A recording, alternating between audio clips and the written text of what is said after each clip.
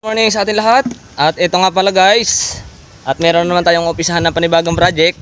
Nung una nga pala gumawa tayo ng isang sa naro sa may bungad.